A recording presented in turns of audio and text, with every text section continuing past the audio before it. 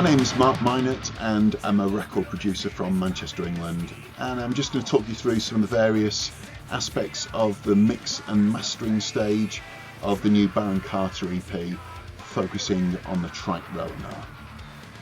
So listening to the song from the beginning, we have a little bit of Air Candy, courtesy of Ralph, and then the first instrument that comes in is this really melodic guitar part, some great intervals on this part. It really sets the scene for the rest of the song.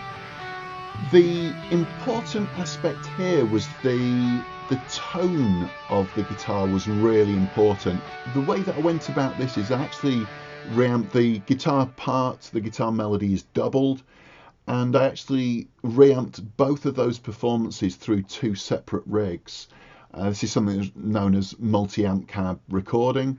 In this instance, it was quite a clean sound through a Fender Twin. There was a sound that was dialed in that was almost completely clean. It was kind of like a bell-like tone, sounds like this.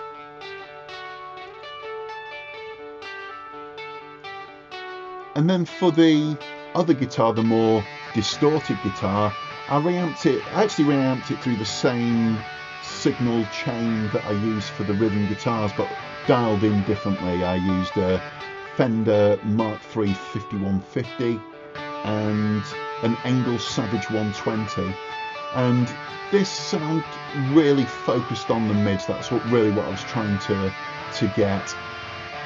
As you can hear, there's significant effects processing going on. Moving onwards, let's have a look at the rhythm guitars.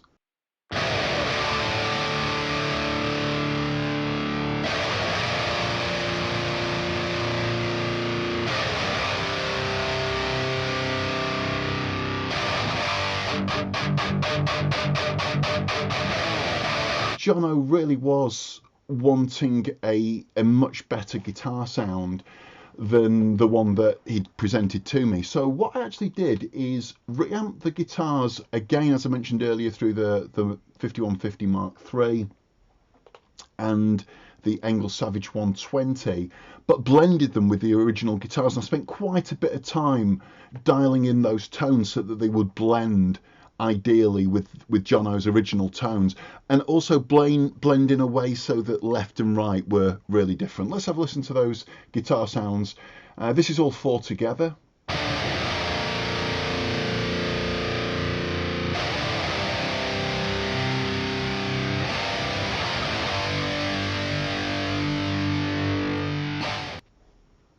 These are the two original sounds, and then putting them all back together.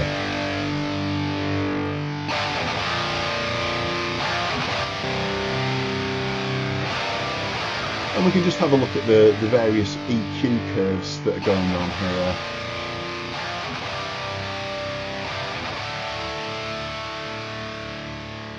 Okay, let's move on to the bass sound. Let's firstly have a listen to the bass locked with the drums.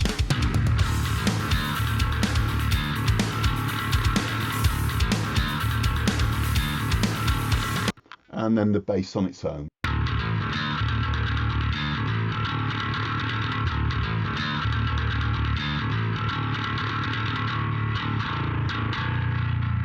What I actually ended up with, surprisingly, was the bass DI on its own, then the bass DI through two different signalling chains. The first signal chain was a very, very clean sound, which is the SVT3 Pro from Universal Audio, and then also the Parallax plugin, really adding some grit, the Neural DSP Parallax plugin, which is superb.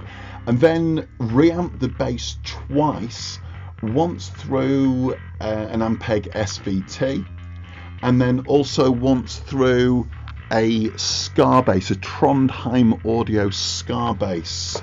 The Ampeg was sort of like a crunchy sound, but a cleaner crunch, and then the Scar bass has got quite a lot of grit to it. And I actually also used the original bass amp sound that Jono sent over. Then spent a long time EQing and compressing these sounds to really get them to sit together. let's move on to the drums.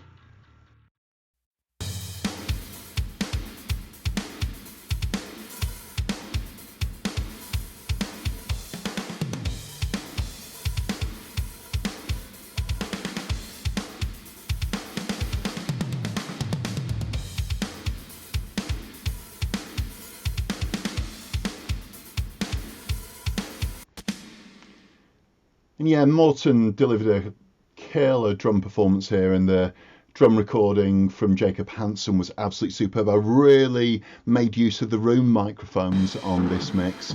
This mono room mic here I hit pretty hard with an 1176 entirely fast attack and release, just to really bring up the sound of the room, just to sort of apply the gain reduction to the transients, then really bring up the sound of the room. But then subsequently rolled off with a low pass filter, a lot of the abrasive highs that you get from, relatively aggressive compression approach, and similarly a high pass filter up to, what we got, it's around 180, just to attenuate the muddy lows that you can get with that compression approach. But this room mic, interestingly, I didn't compress at all. I just wanted to keep the natural sound of that room mic.